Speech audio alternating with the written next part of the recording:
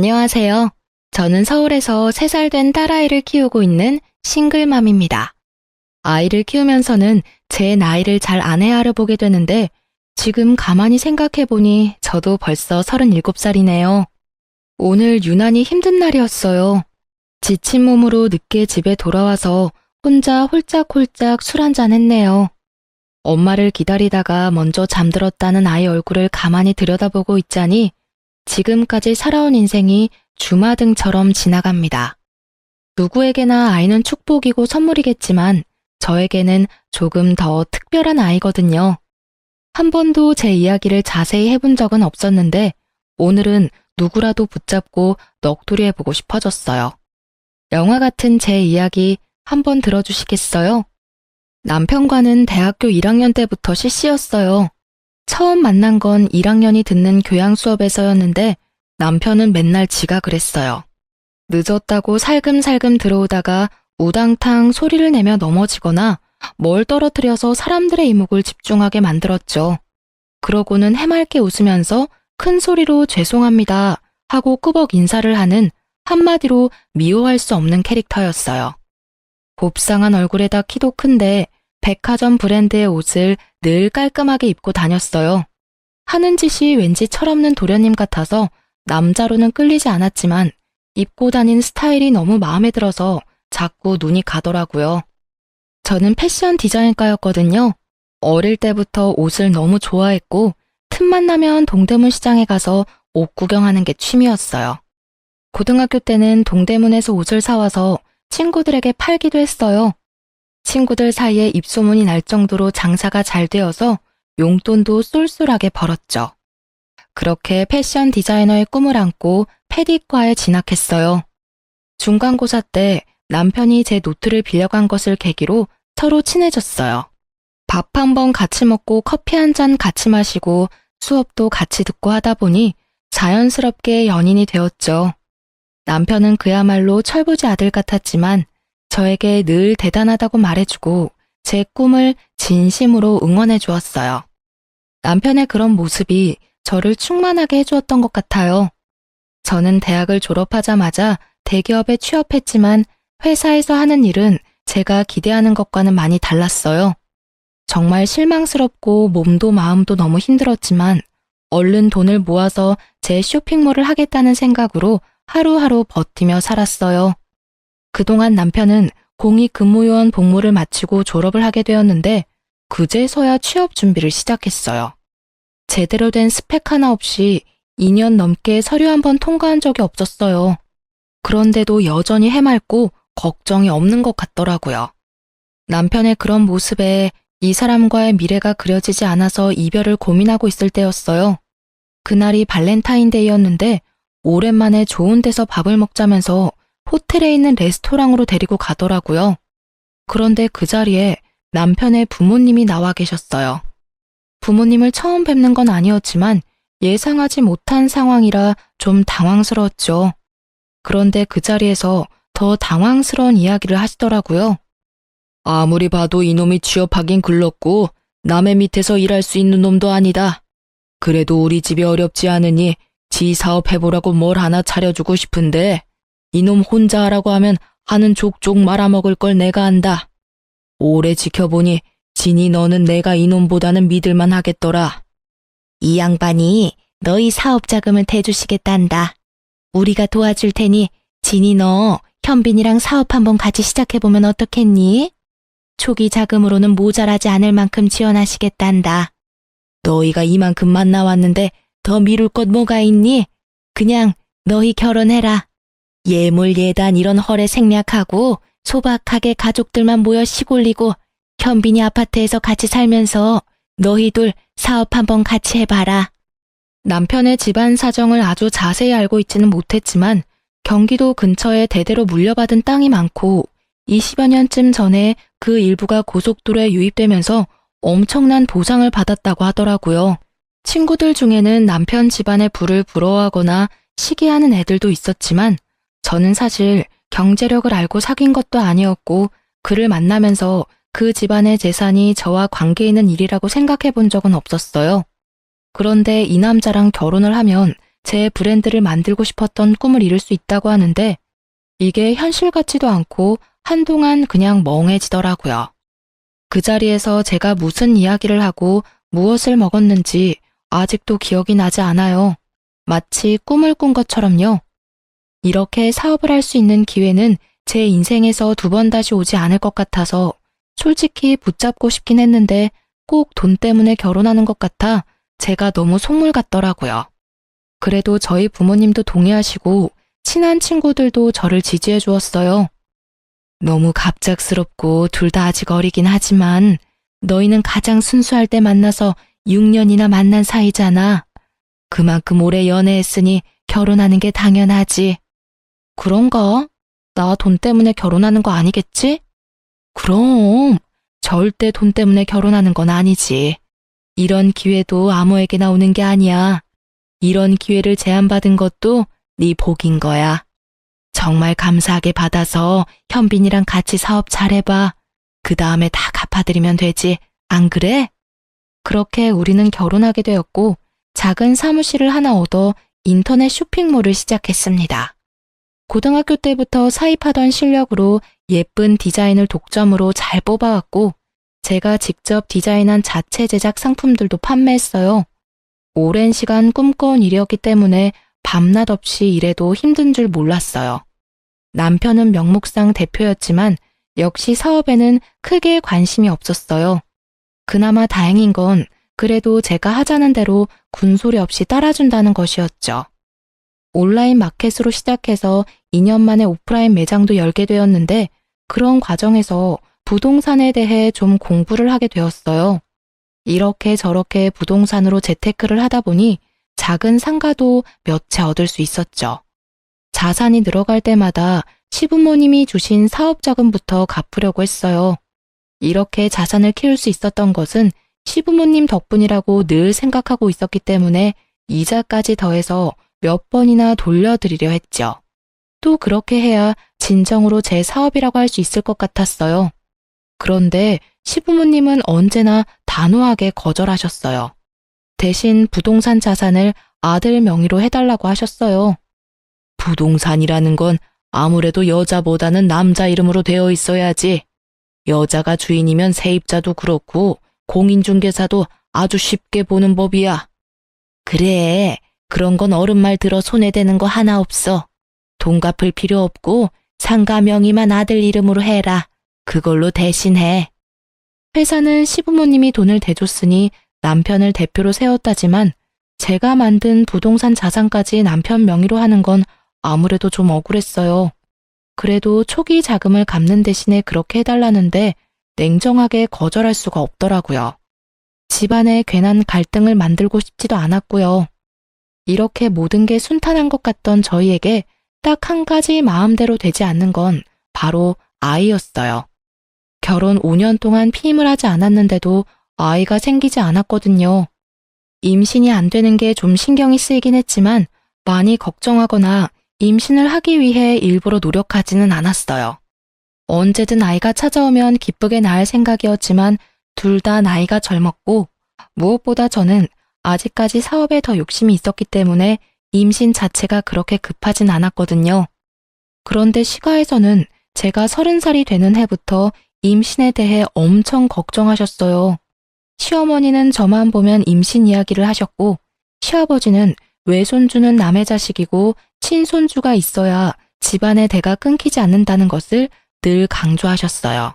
너무 듣기 싫은 이야기였지만 옛날 분들이니까 그런가 보다 하고 그냥 넘기곤 했는데 진짜 짜증나는 건 손이 신우였어요. 신우는 원래 은행에 다녔는데 출산하고 나서 육아를 위해 그만두었대요. 아이가 어느 정도 큰 다음부터는 다시 일을 하고 싶은데 재취업이 쉽지 않아 스트레스를 적잖이 받은 모양이에요. 그래서 시부모님이 작은 카페를 하나 차려주었는데 직원을 두고 운영은 하고 있지만 본인이 그렇게 애정을 갖고 있는 것 같지는 않았어요. 제가 보기에는 카페에서 일하는 것보다 뭔가 더 폼나는 일을 하고 싶은 것 같더라고요. 카페 일은 꼭 막노동 같다면서 자신이 이런 일이나 하고 있을 인물이 아닌데 출산한 것이 억울하다고 해요. 그러면서도 저만 보면 그렇게 임신하라고 난리였어요. 아이가 주는 행복이 얼마나 큰지 옳게는 모를 거야. 아이를 낳아야 진정한 어른이 되는 거라고. 아유, 나는 아이 안 낳아본 여자들하고는 말이 안 통해서 좀 답답해.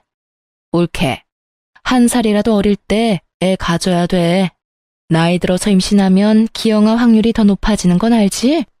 네, 저도 아이 생기면 낳을 거예요. 아이도 좋아하고요. 그러니까 하루라도 빨리 가질 생각을 해야지. 그러다 진짜 큰일 난다. 네, 제가 잘 알아서 할게요. 그러던 어느 날이었어요. 며칠째 감기 기운도 있고 컨디션이 영 좋지 않았는데 어쩐지 평소에 감기 걸린 것과는 뭔가 다르더라고요. 기분이 이상해서 혼자 임신 테스트기를 사서 해보았더니 선명하게 2줄이 나왔어요. 병원에 가보니 임신 5주 차라더군요. 그런데 얼마 안 있다가 갑자기 피가 쏟아지면서 자연유산이 되었어요. 병원에서도 임신 초기 자연유산은 매우 흔한 일이고 특별한 원인이 있는 것은 아니라고 하는데 시부모님과 신우는 다들 제가 조심하지 않아서 유산했다며 제 탓이라고 몰아댔어요. 몸도 마음도 가장 상처가 큰 것은 저였는데 말이죠. 급기야 시가에서는 저에게 사업에서 손을 떼라고 요구했어요. 진이야, 내가 아무리 생각해도 이게 아닌 것 같다. 너 매일 늦게까지 일한다고 스트레스 받으니 임신이 될 수가 있겠니? 어렵게 생긴 아이도 그렇게 쉽게 떨어지는 거 봐라. 임신도 다 때가 있는데 너 이참에 그냥 일 그만해라. 네? 어머니, 일을 그만두다뇨. 제가 일을 안 한다고 바로 임신이 되리라는 보장은 없어요. 이제 시험관을 해야지. 5년을 기다렸는데 임신이 안 됐으면 더 말할 것도 없어. 당장 일 그만두고 바로 시험관 해. 여자의 인생은 그저 애 낳고 잘 키우는 게 최고야.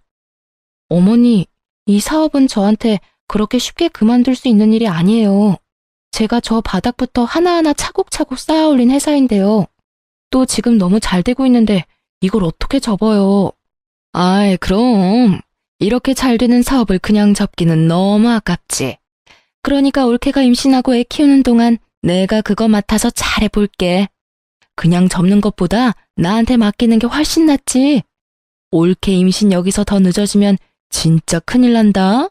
진짜 기형아라도 나오면 어쩌려고 그래. 그래, 회사는 네 형님이 알아서 잘할 거다. 얘도 보통이 아니거든. 너만큼 잘해낼 거다. 그러니까 회사는 걱정 말고 너는 시험관에서 임신할 생각이나 해. 늦게 임신하고 애 키우면 너 몸만 축난다. 늙어서 엄청 고생해. 이게 다 너를 위한 일이야. 가족들이 이렇게 한마음으로 너를 위해 다 도와주겠다고 발벗고 나서는데 너무 고마운 일 아니니? 진이야, 넌 진짜 복도 많다. 이런 시댁이 또 어디 있니? 온전히 나를 위하는 것처럼 이야기했지만 유산을 한 제 몸을 걱정해주거나 마음을 살펴주는 사람은 아무도 없었어요. 사업이나 임신에 대해서 제가 어떤 생각을 갖고 있는지는 물어보지도 않았고요. 제 생각 같은 건 별로 궁금하지도 않고 그들에게는 중요하지도 않은 것 같더라고요. 일방적으로 자신들의 생각과 계획을 강요하면서도 모든 게 다 너희를 위한 일이라는 말은 꼭 붙였어요. 괜한 분란을 만들고 싶지 않아서 그냥 생각해보겠다고 하고 그 자리를 피했어요. 만나는 일을 최대한 피하면서요. 그런데 어느 날부턴가 남편이 나서서 저를 설득하기 시작했어요. 아니, 설득이라기보다는 강요했다는 것이 더 맞는 표현이겠네요. 나는 항상 자기가 하자는 대로 다 하잖아. 나는 앞으로도 쭉 그럴 거야. 그러니까 이번 딱 한 번만, 진짜 딱 한 번만 엄마 말대로 하면 안 돼? 엄마 말이 아주 틀린 말도 아니잖아. 당신이 무슨 말 하는진 알겠는데 내가 임신이 안 되는 게 사업 때문이라는 건 도저히 납득할 수 없어. 임신이라는 게 혼자 하는 게 아니잖아. 우리 왜 임신이 안 되는지, 뭐가 문제인지 검사를 한번 받아보자. 그런 다음 시험관을 하든 뭘 하든 결정해도 되잖아. 그런데 다짜고짜 일을 그만두고 내 자리를 형님한테 넘기라는 건 말이 안 돼. 아니, 어차피 임신하면 일을 못하니까. 임신하면 왜 일을 못해? 그럼 우리나라 일하는 여자들은 다 임신 못하니? 임신은 우리가 원할 때 우리가 결정해야 하는 거야. 사업도 마찬가지고. 아, 그냥 좀 따지지 말고 그냥 엄마 말 좀 들어. 그냥 놀고 먹고 살면 되는데 왜 그렇게 일 못해서 환장한 사람처럼 굴어? 엄마랑 누나랑 돌아가면서 맨날 나한테 전화해. 아주 지겨워 죽겠어.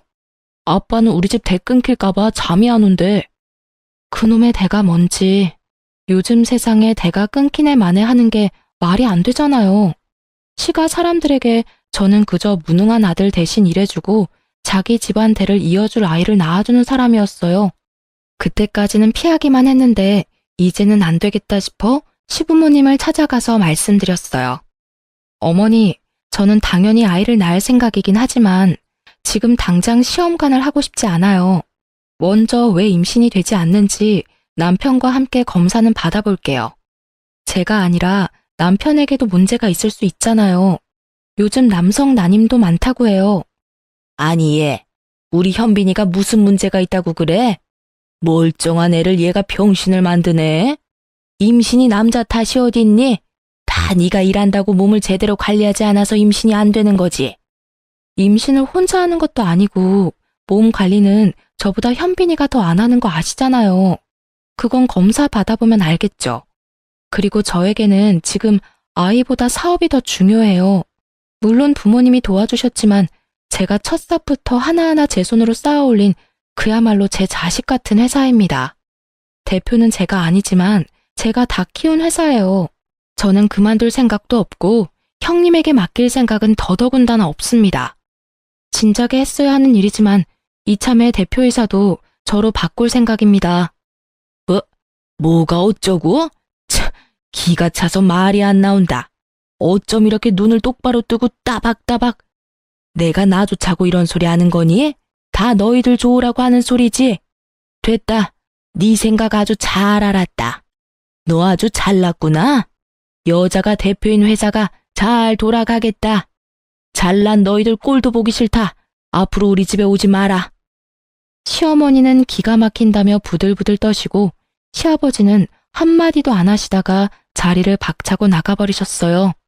그전까지는 제가 한 번도 시부모님께 맞선 적이 없었어요. 충분한 초기 자금을 지원해 주셨다는 것 때문에 그분들에게는 저는 항상 빚을 진 기분이었거든요. 늘 고분고분하던 제가 이렇게 반기를 드니 당황하셨겠죠. 그날 이후 시가와는 물론 남편과도 사이가 좀 어색해졌어요. 신우는 하루에도 몇 번씩 전화를 했고요. 물론 잘 받지 않았어요. 전화를 받지 않으면 카톡으로 엄청나게 화를 쏟아냈어요. 뭐 읽기는 했지만 답을 하지는 않았죠. 시가 식구들과 잘 만나지 않으니 소화도 잘 되고 은근히 편하더라고요. 남편하고도 좀 대면대면해지면서 대화도 잘 안 하게 되었는데 남편은 친구들과 술 마신다며 안 들어오는 날이 점점 더 많아졌어요. 저는 저대로 사업에 더 몰두했죠. 좀 더 사업을 확장하기 위해 사람도 많이 만나고 공부도 했어요. 그러던 어느 날 남편이 회사로 꽃을 보냈더라고요. 미안하다는 장문의 편지와 함께요. 길에서 자객을 봤는데 제가 생각났대요. 제가 제일 좋아하는 꽃이거든요. 편지에는 여전히 사랑하고 존경한다는 말과 함께 주소가 하나 적혀 있었어요.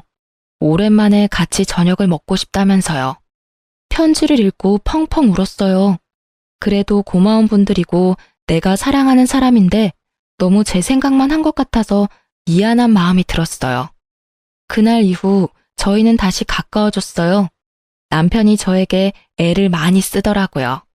특히 지나가다가 생각났다면서 선물을 많이 해주었어요. 명품 가방이나 액세서리 같은 걸요. 또 친구들과 발리로 서핑 여행을 다녀오더니 저와 같이 가고 싶다고 휴가를 내서 여행을 가자고 하더라고요. 거기 너무 로맨틱하더라. 남자놈들하고는 바에서 술 마시고 서핑하는 것밖에 안 했지만 자기랑 같이 가면 수영도 하고 마사지도 받고 시장도 가고 너무 재밌게 보낼 수 있을 것 같아. 그동안 촬영만 하러 갔지 제대로 놀러 간 적은 없었잖아. 일은 잠깐 놓고 나랑 실컷 놀다 오자. 자기한테도 일 생각 안 하는 그런 시간이 필요해. 그렇긴 한데 뭐 샘플 나와서 엄청 바빠질 텐데 그래도 될까? 딱 3일인데 뭐. 3일 동안 자기 없다고 회사 안 돌아가면 우리 회사 크게 잘못된 거야. 가끔 사장이 없고 그래야 직원들도 숨통이 트이지. 안 그래? 정말 그동안 신상품 촬영을 하거나 물건 구매를 하러 간 적은 있어도 여행을 위해서 어딜 가본 적은 없었어요. 그렇게 남편이 강제로 끌고 가다시피 해서 3박 4일 동안 일 생각 하나도 안 하고 정말 놀다만 왔어요. 문득 남편이 갑자기 이렇게 잘해주는 게 좀 이상하다 싶은 생각이 들기도 했지만 어쨌든 그 순간만큼은 너무 행복했어요. 이제 시부모님한테도 내가 더 잘해야겠다 싶고 회사 대표 바꾸는 것도 그냥 두기로 마음먹었어요. 행복은 그렇게 오래가지 않았어요. 돌아오는 길에 공항 세관에서 가방 검사를 받았는데 남편 가방에 제가 산 것들과 똑같은 것이 하나씩 더 들어있었어요. 면세점에서 산 팔찌도 똑같은 것이 하나, 현지에서 산 화장품도 하나, 시장에서 스타일이 독특해서 사온 원피스도 똑같은 것을 샀더라고요. 이게 뭐야? 왜 똑같은 걸 샀어? 아니, 그런데 언제 샀어? 자기야, 그러니까 내가 이거 설명해 줄게. 이거 누나 주려고 산 거야. 누나가 자기한테 좀 화가 많이 났더라고. 내가 풀어주려고. 누나한테 선물을 해본 적이 없어서 뭘 사야 할지 잘 모르겠는데 자기가 워낙 안목이 좋으니까 똑같은 거 사면 되겠다 싶었어. 그런데 자기는 누나 별로 안 좋아하잖아. 괜히 기분 나빠할까봐 내가 그냥 몰래 샀어. 말 안 하고 사서 미안해. 아, 그래? 그랬구나.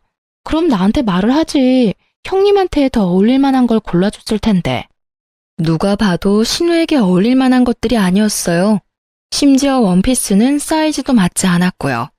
평소 남편과 누나의 사이가 나쁘지는 않았지만 그렇다고 저 몰래 선물을 사서 기분을 풀어줄 정도로 다정한 사이는 아니었어요. 일단 알았다고 하고 넘어갔지만 이상한 기분이 들더라고요. 저 말이 안 되는 거짓말 뒤에는 누나가 아닌 다른 여자가 숨겨져 있을 것만 같은 직감이요. 남편은 저에게 더 애를 쓰더라고요.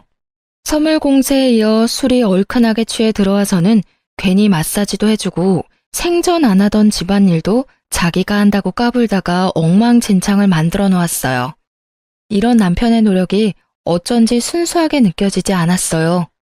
뭔가 더 있을 것 같은 심증은 있지만 확증이 없으니 제가 괜히 이상한 의심을 하는 건 아닌지 혼란스럽기도 했고요.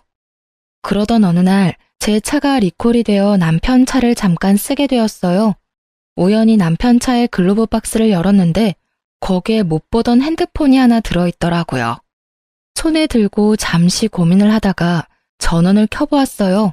그야말로 판도라의 상자를 열게 된 거죠.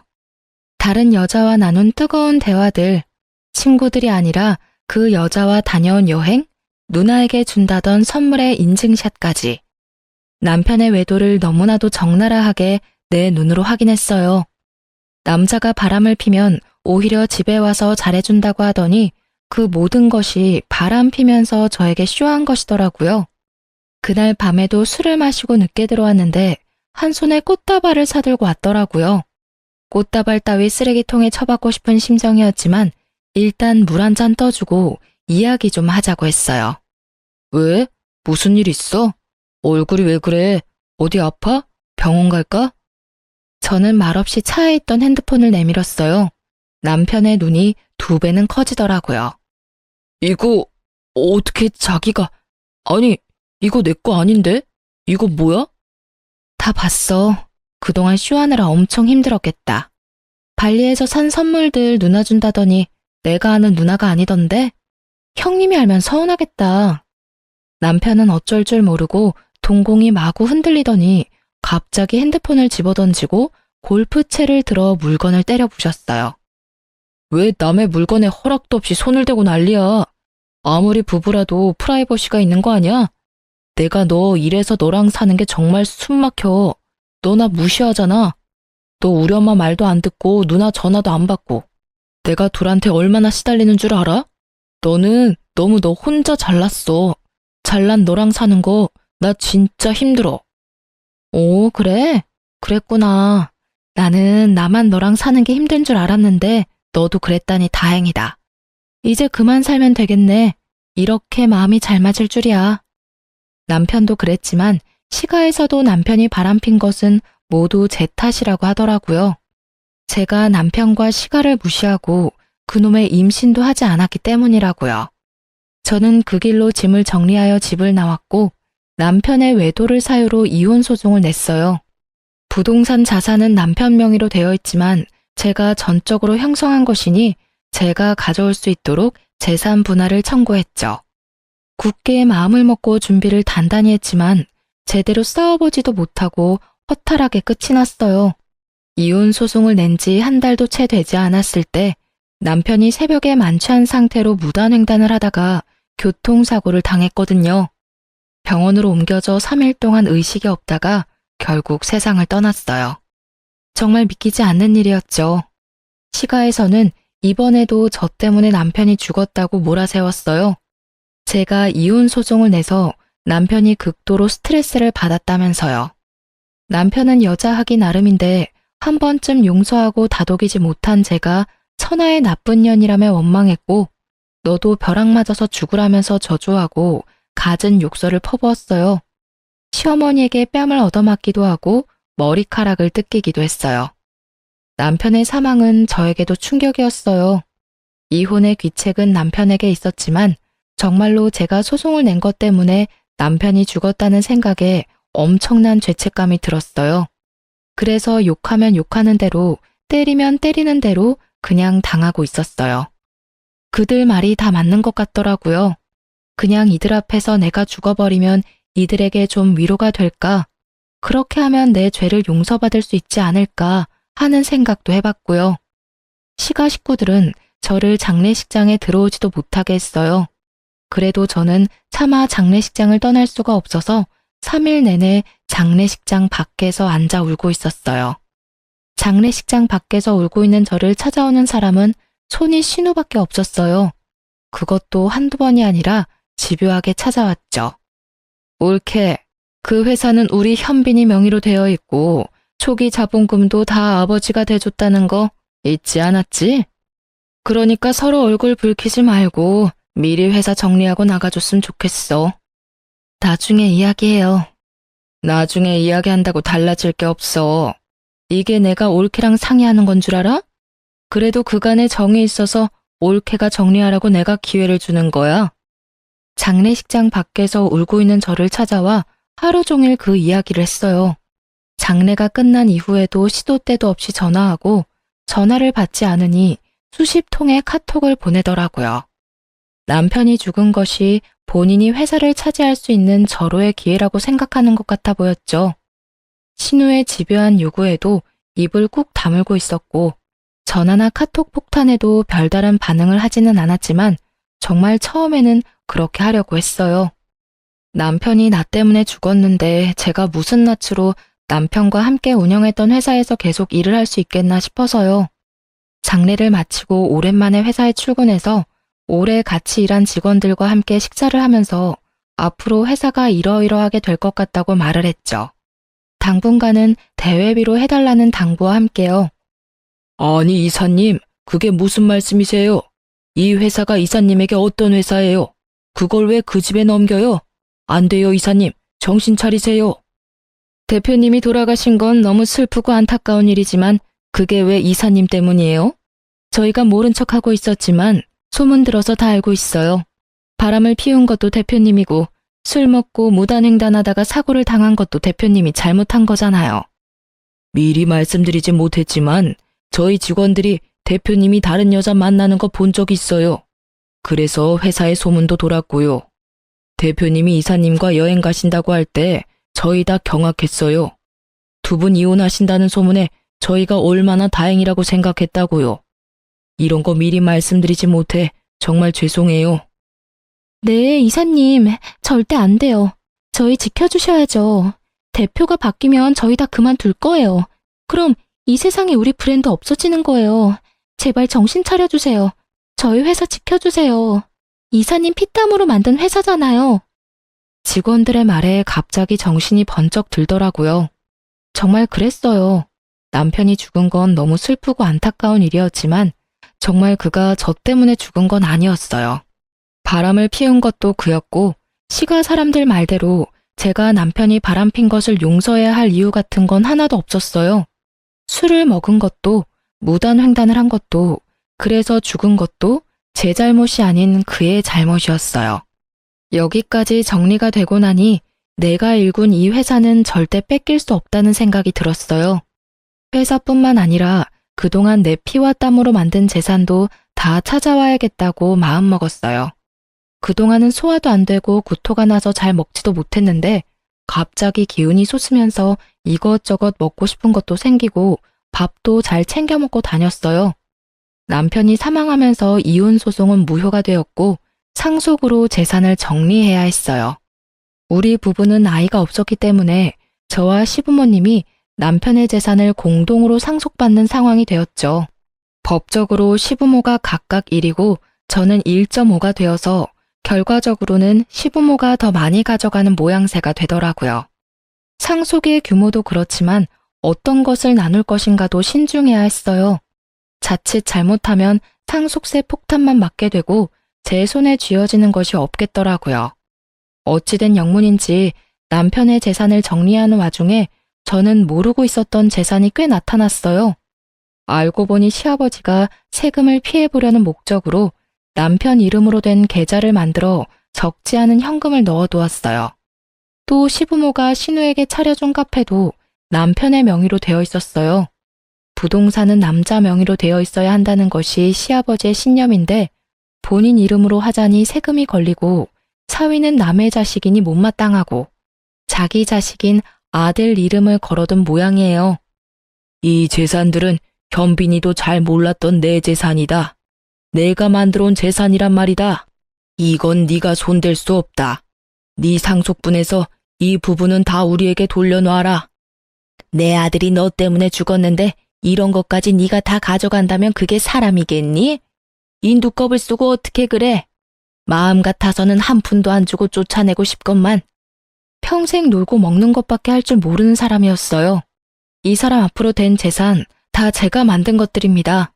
긴 말하지 않겠습니다. 법대로 하시죠. 남편이 상속받은 것보다 제가 불린 재산이 훨씬 많습니다. 제 것 분명하게 내놓으셔야 할 겁니다. 저런 사람 같지도 않은 것 같으니라고.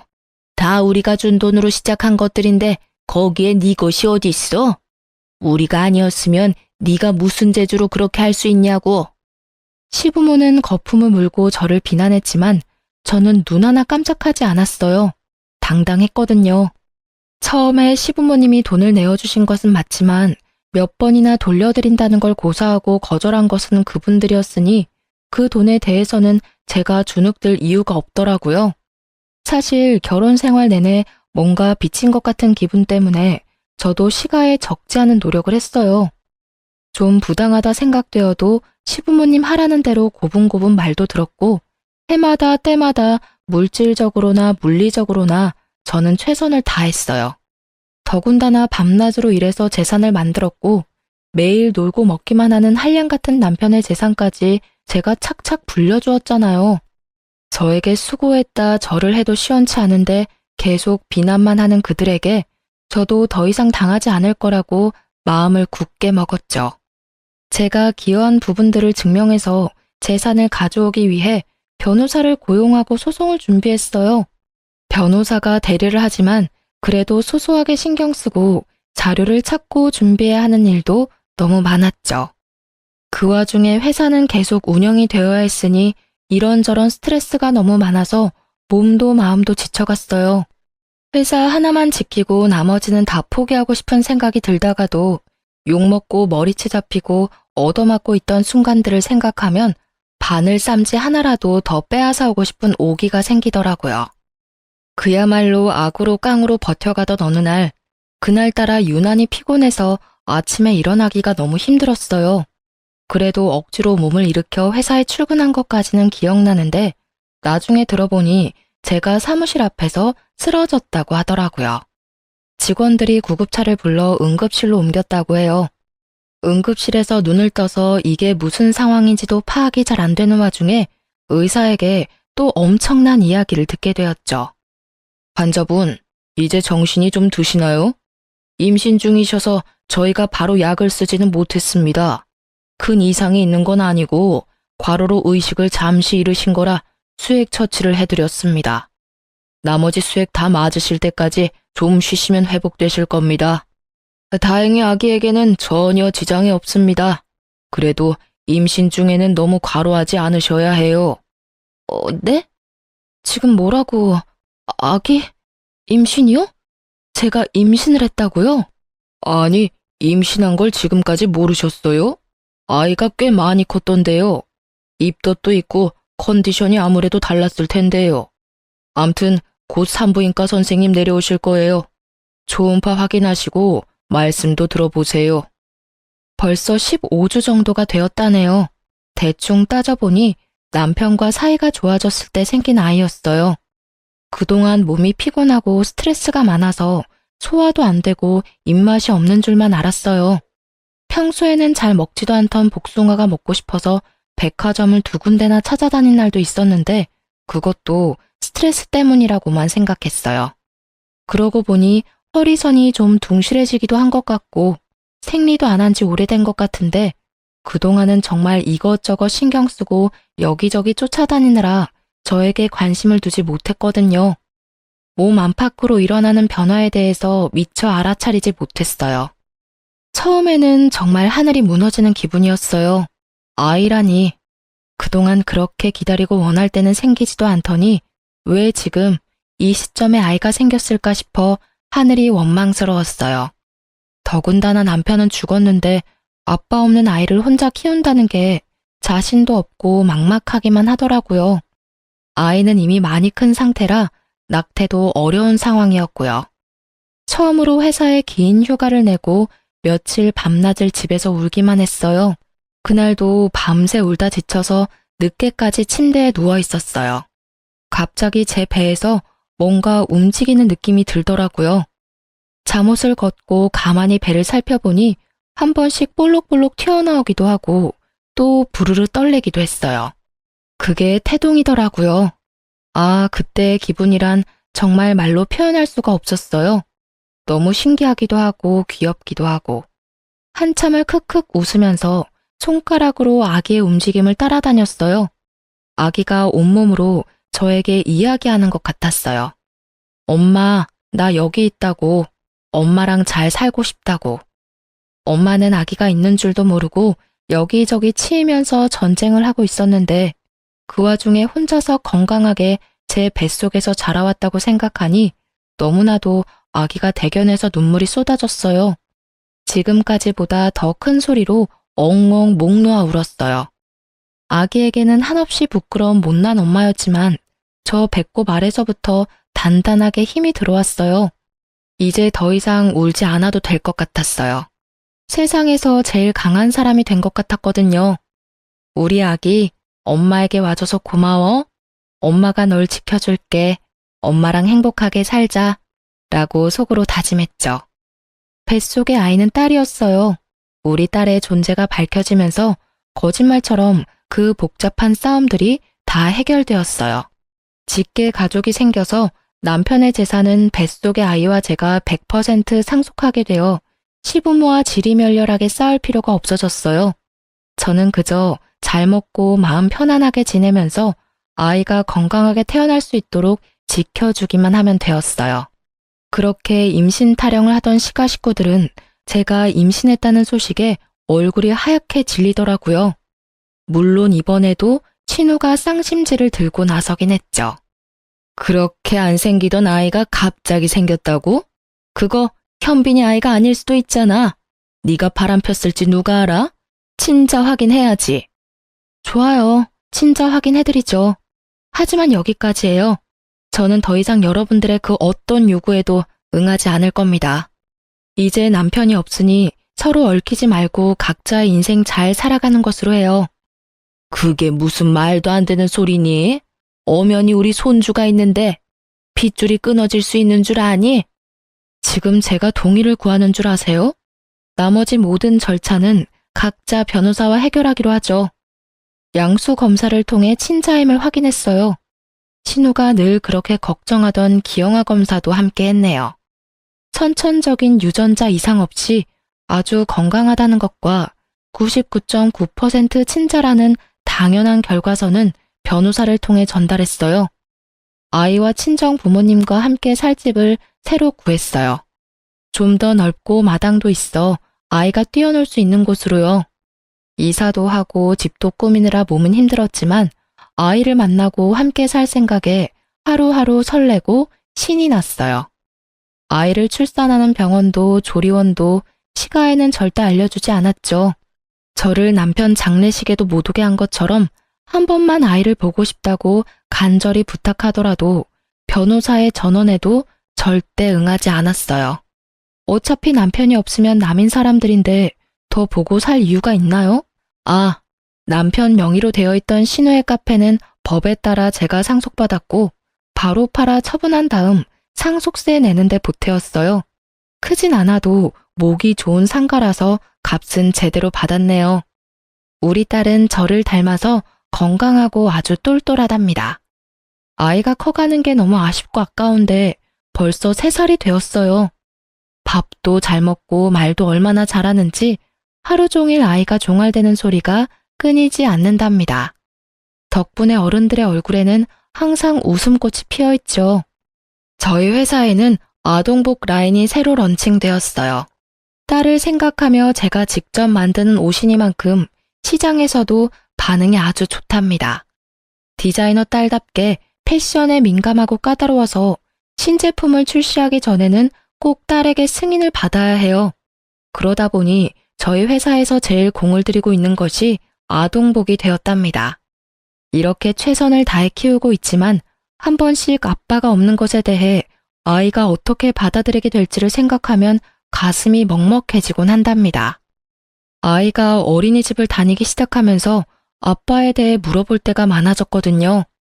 처음에는 아빠가 뭐냐고 물어보더니 그 다음부터는 우리 집은 왜 아빠가 없는지, 아빠가 어디 갔는지, 아빠는 어떻게 생겼는지 등등 물어보더라고요. 아빠는 하늘나라에 있는데 거긴 멋있고 좋은 사람들이 가는 곳이라고, 거기서 언제나 우리를 지켜보고 있다고 이야기해 주었어요. 아빠의 사진도 보여주고 결혼식 비디오도 보여주었어요. 아이가 커가면서 아빠의 죽음과 우리 집의 상황을 건강하게 이해하고 받아들일 수 있도록 도와주는 것이 저의 숙제겠죠. 그래도 정말 우리 딸은요, 열심히 살아온 저에게 하늘이 준 선물이에요. 남편에 대해서는 아직도 분노와 원망이 더 크고 남편의 부재가 너무 크게 느껴져서 뼛속까지 외로운 날도 있지만 우리 딸은 그가 마지막으로 저에게 준 선물이라고 생각하고 있어요. 그가 준 수많은 선물 중에서 제일 마음에 드는 소중한 선물이요. 우리 딸 진짜 저에게 특별한 아이죠? 혼자서 아이를 키우며 일하는 것이 쉽지만은 않지만 저 열심히 그리고 씩씩하게 살아갈 겁니다. 그래서 우리 딸 보란 듯이 잘 키울 거예요. 여러분, 저 응원해 주실 거죠? 지금까지 제 사연 들어주셔서 감사합니다.